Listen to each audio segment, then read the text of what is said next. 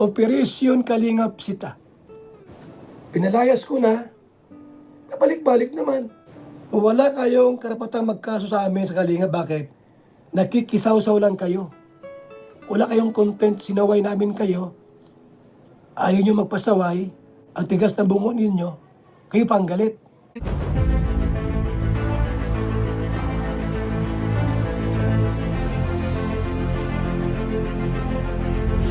Ayun, shoutout guys, muli po, welcome to my YouTube channel. Ito po si Kuya Julay, ang inyong katugang, ang inyong kalingap na muling babati po sa inyo ng magandang araw, magandang gabi.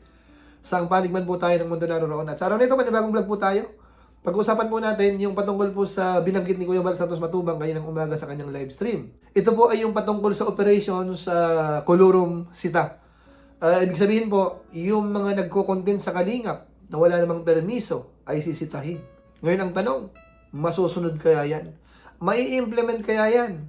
Yung mga naninira sa kalingap, yung mga walang humpay na nagko-content sa kalingap na hindi naman pinapayagan, yun ho kaya ay mapapatigil? Pag-usapan po natin yan maya-maya ng konti.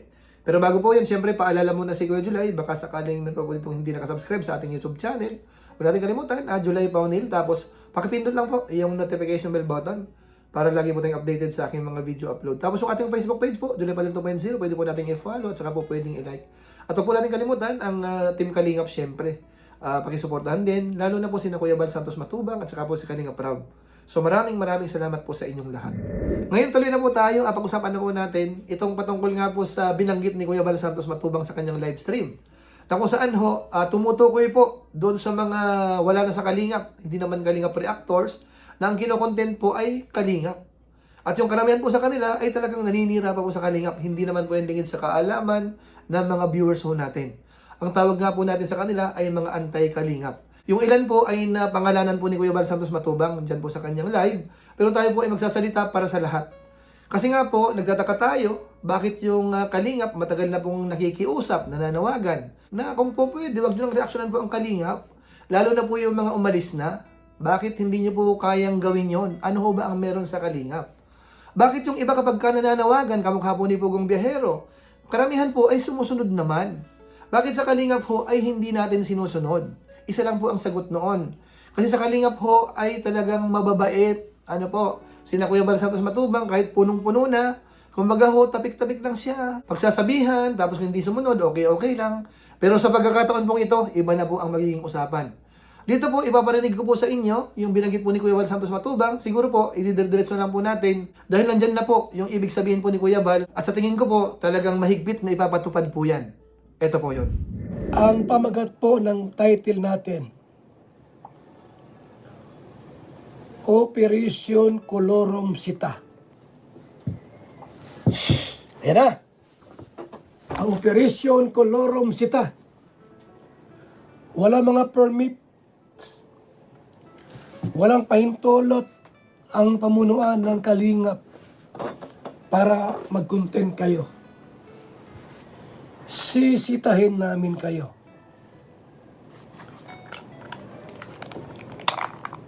Noon, yung sita namin, tapik-tapik lang. Patapik, sita. Ngayon po, dimandahan na ito. Dimandahan na ito.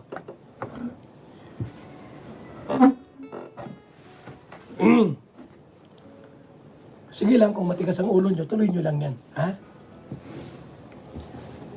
Yung mga hindi Kalingap, reactor, magsitigil na po kayo. Kasi po, may programa kaming Operation Colorum Sita. Wala mga IDs. Yan, IDs ko rito.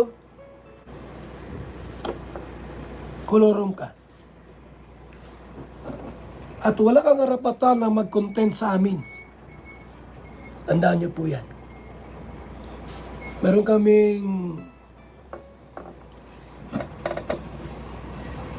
guidelines by law sa aming pong pamunuan sa Association of Charity Vloggers of the Philippines na bawal kayong mag-content kung hindi kayo officially Kalingap reactor. Kahit sino pa kayo. babanggain po namin. Babanggain ko. Kahit kasing tigas ng bakal o ng adobe, babanggain po namin yung mga hindi officially Kalingap Reactor. Makapal palang mukha ninyo. Di sige. Ha? Tulad ni Eric Toyoyoy Llanado, as kapisot. Ang tigas ng bungo. Pinalayas ko na, nabalik-balik naman. Alam nyo kung di kayo mag-content sa amin, hindi walang magkukontent sa inyo. Tandaan nyo po yan. Itong si Marilyn Chang. Ito ha, makinig ka Marilyn Chang. Dahil ikaw ay kababayan ko. Kababayan kita. Tama? Huling panawagan ko sa iyo. Ano? Kahit ikaw ay napaka bungis-ngis mo at ang sama ng ugali mo, pinagmumura mo ako. Kung matanda ka. Buti si Peterico nagbago. Kung dahil ay sos, laglag na. Andiyan na. Yung mga papers, pipirmahan ko na lang. Mabuti po nagbago. Nagbalik loob kay Papa Bal. Ito kay Marilyn Chang ito. May nakabinbin kang kaso ni Ate Edna. Bubuhayin ko yon. Hindi ka na makakawin ng Pilipinas. At ipupost ko yun sa social media pagka may warrant ka na. Marilyn Chang. Matandang walang pinagkatandaan. Tandaan nito, di ba mga manahimik na lang. Ano,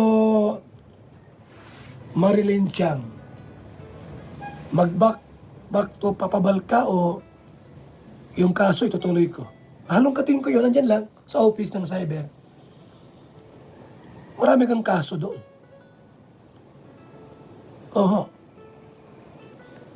Ngayon mag-decide ka. Yung kaso dati, ni Ate Edna, bubuhayin ko yun. Nasabi ko sa iyo, wala kayong karapatang magkaso sa amin sa Kalinga. Bakit? Nakikisaw-saw lang kayo. Wala kayong content, sinaway namin kayo. Ayaw nyo magpasaway. Ang tigas na bungo ninyo, kayo pang galit. Walang matigas na bato sa Kalinga, babanggain namin yan. Kahit adobe pa kayo, kahit bakal kayo. Ano Marilyn dyan? May payak-yak ka pa. Huwag ka magpayak-iyak. Pag tinuloy ko yung kaso mo kay Ate Edna, yung kaso ko sa'yo, laglag ka. Tapos yung mga nasa Amerika, ipost ko yung warrant of arrest mo para malaman nilang may kaso ka rito. Ganon. Tandaan niyo po, legit kami na charity vlogger. Legit. Babanggain niyo ang foundation, ang association. Banggain niyo. Kung kaya niyong banggain. Kayo, koloron kayo. Walang permits. Kahit pagsalita ko, may license ako. Kapisanan ng mga broadcaster sa Pilipinas. Lisensyado ako. Anong lisensya nyo? Ikaw kapiso, anong license mo? Para mambalahura sa Kalingap. Sige daw. So yan mga kabayan po natin, marami pong binagit po si Kuya Val Santos Matubang dyan. Ano po, kasi napapansin nga po na hindi naman tumitigil talaga yung iba. So ito na po yung panahon para talaga maghigpit. Ang sinabi ni Kuya Val Santos Matubang po dito, strike at saka demanda ho ang kanyang gagawin. Doon sa mga matitigas ang ulo. Kasi nga ho matagal na nag-iusap ang Kalingap Bakit hindi po natin magawa? Bakit ho ba nagsusumiksik tayo sa Kalingap? Hindi nyo po matiis. Sabi nyo, ayaw nyo sa Kalingap, pero ang content nyo po ay Kalingap. Tapos yung iba ho, naninira pa. Tapos sabi nga ni Kuya Val Santos Matubang, yun pa ang may ganang magdemanda.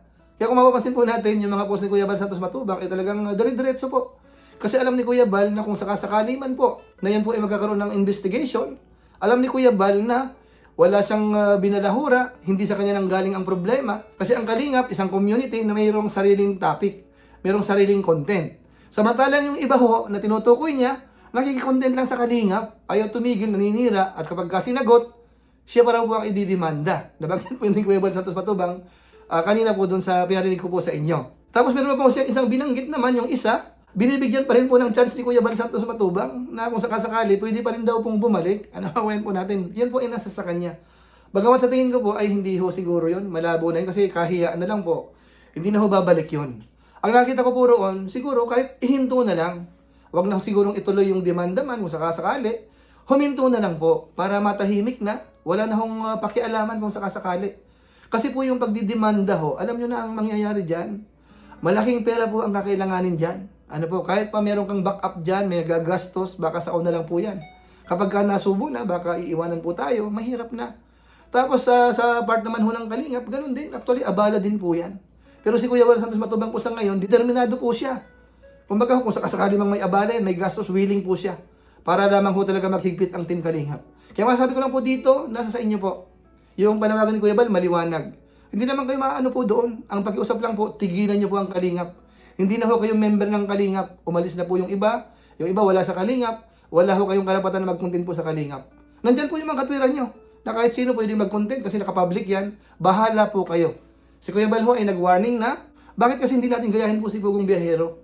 Panawagan ni Pugong Biyahero ay sinusunod po ng marami. Bakit sa Kalingap hindi? So dito po magkakaalaman po yan kung ang binanggit ni Kuya Bal Santos Matubang ay talagang mahigpit na ipapatupad, strike o kaya demanda. Ano po? So may mga nakasalang na po yan.